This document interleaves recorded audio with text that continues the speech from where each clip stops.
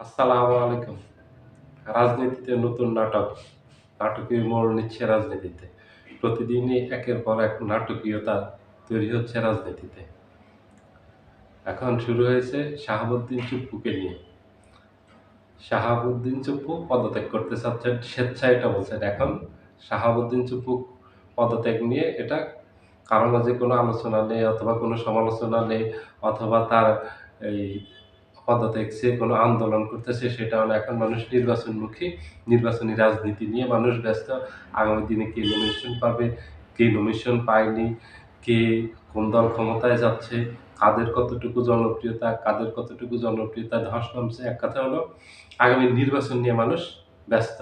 মানুষের চিন্তা চেতনা সবকিছুতে আগামী নির্বাচন, ২৬ সালের নির্বাচন। কে ক্ষমতায় যাবে, কে কত আসন পাবে, এইসব হিসাব নিকাশ করতে ব্যস্ত। এই সময় বোমা ফাটালেন রাজনীতিতে শাহাবুদ্দিন চুপ্পু। উনি নিজেই বলছেন উনি পদত্যাগ করতে চান। উনি রয়টার্সকে একটা হোয়াটসঅ্যাপের মাধ্যমে উনি দিয়েছেন, সাক্ষাৎকারটা দিয়েছেন। সেখানে বলছেন উনি পদত্যাগ করতেছেন। কারণ হিসেবে উল্লেখ করছেন নোবেলজয়ী ডক্টর মোহাম্মদ ইউনূস ওনাকে অবমূল্যায়ন করতেছে, ওনাকে আন্ডারমাইন করতেছে।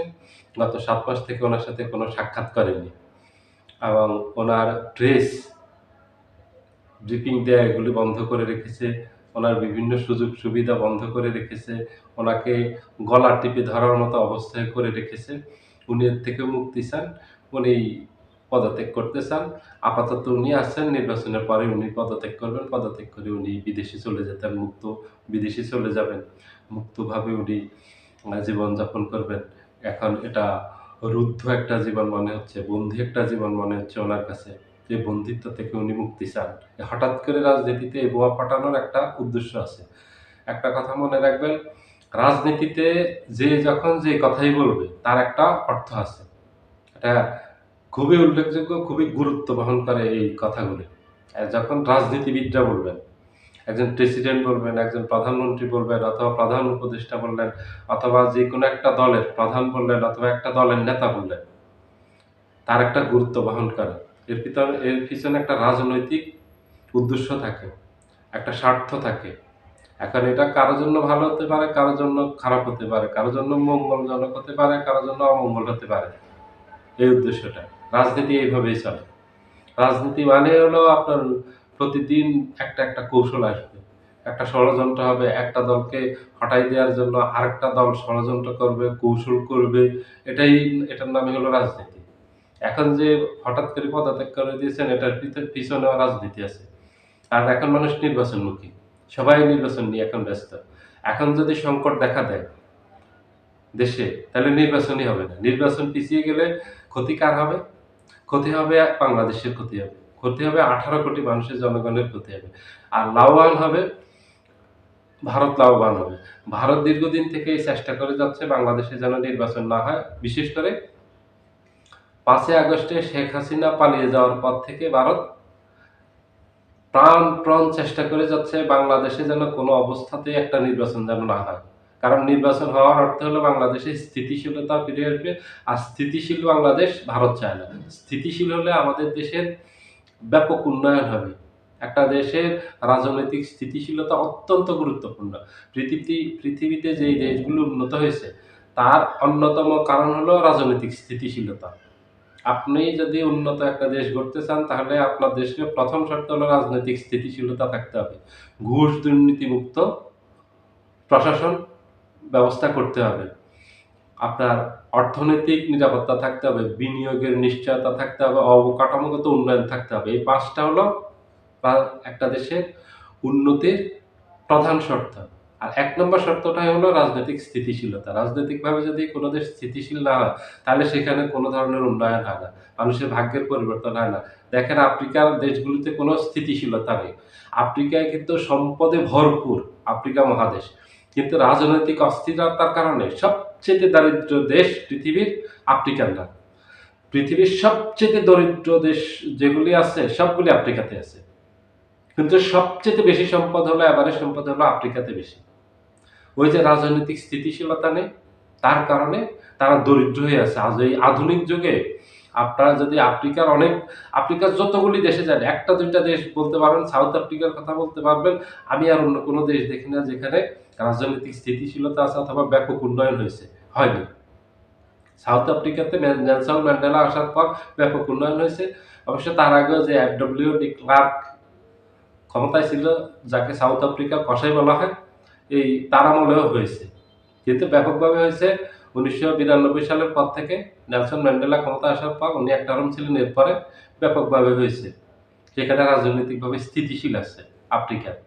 আর নাহলে দেখেন আফ্রিকার একটা দেশও স্থিতিশীল না। কিন্তু সম্পদ এই আপনি ইয়াতে খবর নেন, আপনি ওই যে গুগল, উইকিপিডিয়াতে গিয়া আপনি সার্চ দেন সম্পদের, আপনি দেখবেন যে বিশাল খনিজ সম্পদ, স্বর্ণের খনি, তেলের খনি, গ্যাসের খনি, হীরার খনি ভরপুর। কিন্তু তারা এত দরিদ্র, ঘর নেই।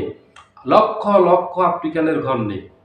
এই যে সুদানের এই যে রাজনৈতিক অস্থিতিশীলতার কারণে সুদানের অবস্থা পৃথিবীর সবচেয়ে খারাপ অবস্থা। কিন্তু সুদান তেল, গ্যাসের উপর ভাসতেছে। খনিজ সম্পদের কোনো অভাব নেই।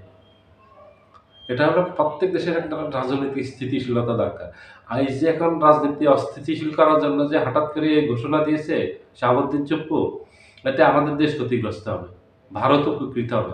কারণ এই অস্থির অবস্থাতে আওয়ামী লীগকে ভারত বাংলাদেশে পুনর্বাসন করার চেষ্টা করবে। আওয়ামী লীগকে বাংলাদেশের রাজনীতিতে ঢুকানোর চেষ্টা করবে। আগামী নির্বাচনে অংশগ্রহণের চেষ্টা করবে।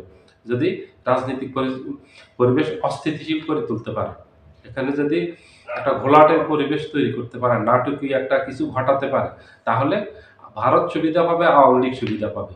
ভারতের সুবিধা হলো ২ দিকে। ভারত নিজের স্বার্থ হাসিল করবে, আবার আওয়ামী লীগকে দিয়ে সারা জীবন বসিয়ে ১৭ বছর যেভাবে সুবিধা আদায় করছে শেখ হাসিনার থেকে, ঠিক আগামীতেও এই আওয়ামী লীগকে পুনর্বাসনের মাধ্যমে অনন্তকাল সেই সুবিধা ভোগ করবে এই ভারত। ভারতের উদ্দেশ্য হলো এটা। আর আমাদের লাভ কি? আমাদের কোনো লাভ না। আমাদের যত হবে সব ক্ষতি হবে। আমাদের জানের ক্ষতি হবে, মালের ক্ষতি হবে, দেশের ক্ষতি হবে, স্বাধীনতা, সার্বভৌমত্ব এগুলি দুর্বল হয়ে যাবে মানুষের। দেশের স্বাধীনতা, সার্বভৌমত্ব হুমকির মুখে পড়বে। ভারত চাচ্ছে এটা। চুপ্পু তো ভারতের দালাল। চুপ্পু তো আওয়ামী লীগের নিযুক্ত প্রেসিডেন্ট। ডক্টর ইউনূস কেন চুপ্পুর সাথে সাক্ষাৎ করবে? ওর তো কোনো যোগ্যতা নাই। যে একটা প্রেসিডেন্ট হলো দেশের সর্বোচ্চ ব্যক্তি। তারপরে হলো প্রধানমন্ত্রী। চুপ্পু প্রধানমন্ত্রী শেখ হাসিনার পা ছুঁয়ে সালাম করতে পারে নাই, এটা নিয়ে তার আফসোস ছিল। ও কত অযোগ্য। এই যে শাহাবুদ্দিন চুপ্পু, ও তো একজন এমপির যোগ্য না। শেখ হাসিনা তো তার লেজুর ভিত্তি করবে, যে তার লেসপেন্সার হবে, যে তাকে তেল মাখবে, যাকে কথাবার্তা প্রত্যেক সেকেন্ডে আপ ডাউন করাতে পারবে। শেখ হাসিনা ওরকম প্রেসিডেন্ট বানাইছে। ও তো প্রেসিডেন্টের যোগ্য না। ও একজন ইউনিয়ন পরিষদের চেয়ারম্যানের যোগ্য না। ওর সাথে ডক্টর ইউনূস কি সাক্ষাৎ করবে? কেন সাক্ষাৎ করবে ডক্টর ইউনূস? ও এখন একটা উছিলা দেখাইছে, ডক্টর ইউনূস তার সাথে সাক্ষাৎ করে না। এটা হলো একটা উছিলা দেশকে অস্থিতিশীল করার জন্য। আর গত কিছুদিন থেকে নির্বাচন যেন করতে না পারে, আমাদের দেশে যেন নির্বাচন না হয়, এটা নিয়ে ব্যাপক ষড়যন্ত্রে লিপ্ত ছিল আওয়ামী লীগ,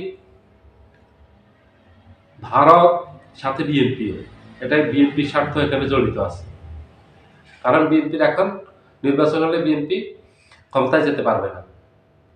বিএনপির ব্যাপক জনপ্রিয়তা ধস নামছে। ৫ই আগস্টের পর বিএনপির নেতাকর্মীদের বিভিন্ন ধরনের অপকর্মের কারণে বিএনপি সিনিয়র নেতৃবৃন্দ থেকে শুরু করে সকল ধরনের নেতৃবৃন্দর এই যে বিতর্কিত বক্তব্যের কারণে বিএনপি দেশের ভিতরে সবচেয়ে অজনপ্রিয় অবস্থায় আছে বর্তমানে।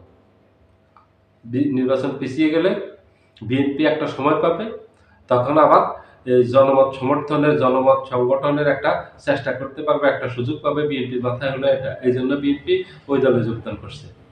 এটার পিছনে বিএনপি, আওয়ামী লীগ, ভারত মূল কলকাঠি নাড়তেছে। আর এখানে আওয়ামী লীগ আর বিএনপি তার পিছনে আছে ভারতের এই ষড়যন্ত্রের ভিতরে। দেশ ক্ষতিগ্রস্ত হবে। এটা হলো চুপ্পুর একটা ষড়যন্ত্র। সবাই ভালো থাকবেন। আল্লাহ হাফেজ।